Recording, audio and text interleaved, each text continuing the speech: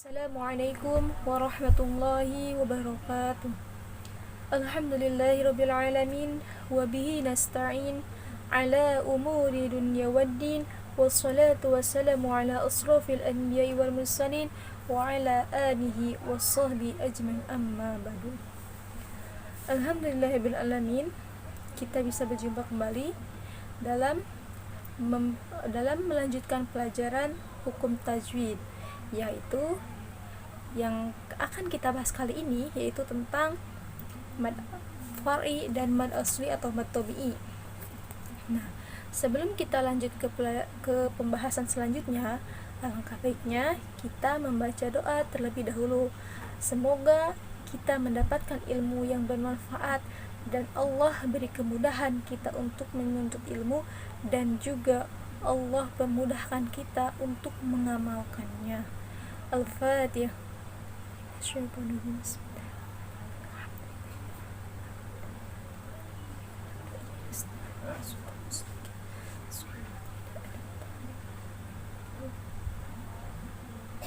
Amin amin ya Allah ya amin. Baik, kita lanjut pembahasan selanjutnya yaitu tentang mad tabi atau mad asli. Nah, bagaimana sih kita cara mengenal atau cara mengetahui bahwa bacaan tersebut itu dihukumi mad tabi atau mad asli? Nah, jadi yang pertama kita kenal dulu ciri-cirinya. Yang pertama ada alif mati setelah fathah. Ulangi lagi, alif mati setelah fathah. Yang kedua ada waw mati setelah dhammah. Ulangi lagi, waw mati setelah dhammah. Yang ketiga ya mati setelah kasrah. Ulangi lagi, yang ketiga ya mati setelah kasrah. Nah, ketika di dalam kalimat Al-Quran menemukan tanda-tanda tersebut, maka dihukumi mad tabi atau mad asli. Untuk lebih jelasnya lagi, kita langsung ambil contoh. Kita buka, ayo yang Qurannya dibuka ya. Kita buka surah Al-Qari'ah. Nah, ibu baca dulu, nanti kalian simak dan perhatikan mana yang menjadi mad tabi'inya ya. Baik. A'udzu billahi minasyaitonir rajim. Bismillahirrahmanirrahim. Al-Qari'ah. Mal Qari'ah. Wa ma adraka mal Qari'ah. Yawma yakunun nasu kal farashil mabthuth. وتكون الجبال كالعهن المنفوش فأما من ثقلت موازينه فهو في عيشة راضية وأما من خفت موازينه فأمه هاوية وما أدراك ما هي narun hamiyah. Sadaqallahul azim. Baik anak-anak, mari kita simak dan perhatikan mana yang menjadi hukum mad asli atau mad tabi'inya ya. Al-Qari'ah, yang mana yang menjadi mad asli atau mad tabi'inya? Ya, benar. Al-Qari'ah, yaitu alif mati setelah fathah. Fathahnya itu terdapat pada huruf qaf. Setelah huruf qaf itu ada alif mati, maka di situ jatuhlah hukum mad tabi atau mad asli, atau dihukumi ya menjadi hukum mad asli atau mad tabi. Mal Qari'ah sama. Wa ma adraka mal Qari'ah. Yawma yakunun nasu kal farashil mabthuth. Nah, di situ terdapat yauma yakun. Nah, di situ terdapat hukum mad asli atau mad tabi'i yang mana memenuhi syarat, yaitu waw mati setelah dhamma. Waw matinya mana? Itu waw matinya yang terletak setelah huruf kaf. Dhammahnya mana? Dhammahnya yaitu terletak di atas huruf kaf. Yauma yakunun nasu kal farashil mabsus. Nah, kok itu di ujung ada mabsus? Apakah itu terjadi hukum mad asli atau mad tabi'i? Mabsus ya, bisa dikatakan mad asli atau mad tabi'i apabila dibacanya itu diwasol, tetapi ketika di waqaf itu tidak terjadi mad asli atau mad tabi'i. Lanjut, wa takunul jibalu kal'ihnil manfus. Sama ya, itu juga wa takun. Nah, di situ juga sama terjadi mad asli atau mad tabi'i yang mana memenuhi syarat, yaitu waw mati setelah dhamma. Yang selanjutnya kita baca ayat selanjutnya, yaitu fa amma man thaqulat mawazinu. Yang mana yang jadi mad asli atau mad tabi'i? Ya, pada kalimat mawazinu, yaitu ya mati setelah kasroh, yang mana yang terletak setelah huruf zai. Zainya berharokat kasroh, lalu setelahnya ya mati berharokat sukun atau mati. Fahuwa fi. Nah, di situ juga sama, ya mati setelah kasroh. Aisyati radiyah. Di situ juga ada ya mati setelah kasroh. Wa amma man khaffat mawazinu. Sama ya mati setelah kasroh, sama seperti kalimat sebelumnya. Fa ummuhu hawiyah. Nah, di situ juga ada hawiyah, ha berharokat fathah, lalu setelahnya itu alif berharokat kasrah, itu memenuhi syarat, yaitu alif mati setelah fathah. Yang mana harokat fathah? Yaitu huruf ha-nya. Hawiyah. Wa ma adraka ma hiya. Nah, di situ juga sama terjadi hukum mad asli atau mad tabi'i pada kalimat ma hiya, pada huruf itu mim berharokat fathah, setelahnya ada alif mati.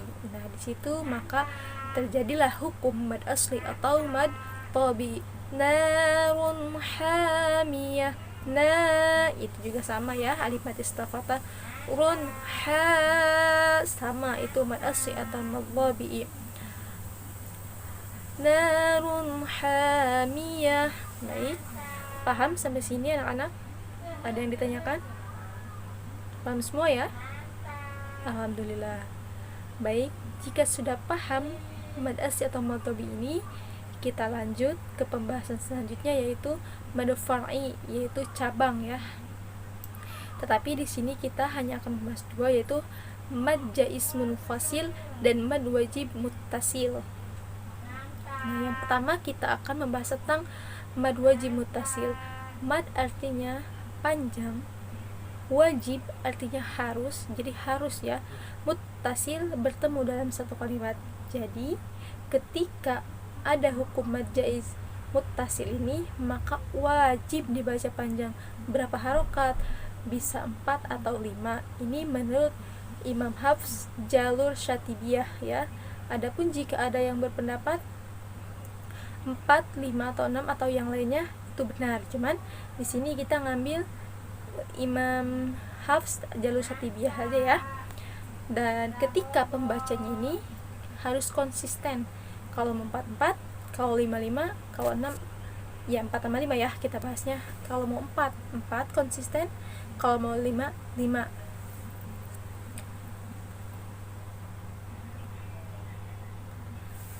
Adapun syarat terjadinya atau ciri-ciri terjadinya mad wajib muttasil, yaitu huruf mad bertemu dengan hamzah. Contohnya seperti apa? Kita langsung aja ya ke contoh. Ini contohnya yaitu idza jaa. Nah, di situ yang menjadi mad wajibnya yaitu jaa, ada hamzah bertemu dengan mad dalam satu kalimat. Satu kalimatnya ini maksudnya dalam kalimat bahasa Arab jaa, jaa. Nah, di situ panjangnya yaitu 4 atau 5. Kita ambil yang 4 ya. Jaa, 4 harokat atau 2 alif. Terus contoh selanjutnya was-samaa'i wa ma banaha, was-samaa'i. Nah, di situ juga terdapat hukum mad wajib muttasil, yaitu ada mad bertemu dengan hamzah dalam satu kalimat panjangnya 4 atau 5. Namun pembacanya harus konsisten. Jika awalnya 4 ya 4 dan seterusnya 5 jika memang mau 5. Tetap ya, jadi bacanya tuh harus konsisten ya, beda-beda. Selanjutnya kita ke pembahasan mad jaiz munfasil. Mad artinya panjang sama seperti tadi. Jaiz artinya boleh. Munfasil artinya terpisah. Maksudnya terpisah seperti apa? Maksudnya terpisah tidak dalam satu kalimat, sebagaimana tadi contoh mad wajib muttasil. Jika mad wajib bertemu dalam satu kalimat, maka mad jaiz terpisah dalam satu kalimat, jadi tidak nyatu, dan alifnya itu terpisah gitu, atau tanda hamzahnya itu terpisah dengan tanda mad tersebut, tidak seperti mad wajib tadi. Langsung kita ambil contoh inna a'tainakal kautsar. Nah, yang mana yang menjadi mad jaiznya? Nah, ya benar, pada kalimat inna a'taina, inna nah, di situ ada tanda mad bertemu dengan hamzah berpisah kalimat, jadi tidak menyatu sebagaimana tadi mad wajib ya. Contoh lainnya lagi wa ma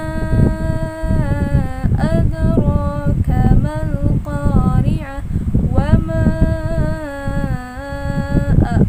di situ juga terjadi mad jaiz munfasil, yang mana hamzahnya itu berpisah dengan tanda mad itu tidak dalam satu kalimat, tapi masih ada sangkut pautnya, masih berdekatan, hanya saja tidak satu kalimat, terpisah. Contohnya lagi ada la uqsimu bihadzal balad, la uq. Nah, di situ la uq, la uq. Nah, di situ terjadi mad jaiz munfasil, yang mana tanda madnya itu berpisah dengan hamzah tidak dalam satu kalimat. Cukup ya, udah kita bahas semuanya. Untuk ingat kembali, ibu ringkas lagi. Jadi hukum mad tobi atau mad asli itu memiliki 3 ciri. Yang pertama, alif mati setelah fathah, waw mati setelah dhammah, ya mati setelah kasrah. Bacaannya 2 harokat atau 1 alif, tidak boleh kurang dan tidak boleh lebih. Yang kedua, ada mad wajib muttasil. Mad artinya panjang, wajib artinya harus, muttasil yaitu bertemu dalam satu kalimat. Jadi tanda-tandanya itu ada huruf mad bertemu dengan hamzah dalam satu kalimat, tidak terpisah. Bacanya boleh 4 atau 5. Itu menurut Imam Hafs jalur Satibiyah. Itu mad wajib itu harus benar-benar dibaca panjang 4 atau 5 ya, dan pembacanya pun harus konsisten dalam satu kalimat itu. Jika 4 ya 4, seterusnya. Jika 5 ya 5. Yang ketiga ada mad jaiz munfasil. Mad artinya panjang, jaiz artinya boleh, munfasil artinya berpisah dalam satu kalimat. Yang mana mad jaiz munfasil ini memiliki tanda sama seperti mad wajib tadi, yaitu ada hamzah bertemu dengan huruf mad, tetapi mad jaiz ini berpisah dalam satu kalimat, tidak sama seperti mad wajib tadi. Dan mad jaiz ini bisa dibaca panjang 2, 4 atau 5. Adapun jika ada pendapat yang lain itu benar. Yang saya ambil di sini pembahasan kita kali ini itu riwayat Imam Hafs jalur Satibiyah. Nah, semoga ilmu yang kita pelajari kali ini, ilmu yang dapat Ibu sampaikan hari ini, semoga ada manfaatnya untuk kita semua. Kurang lebihnya mohon maaf. Billahi taufiq wal hidayah. Wassalamualaikum warahmatullahi wabarakatuh.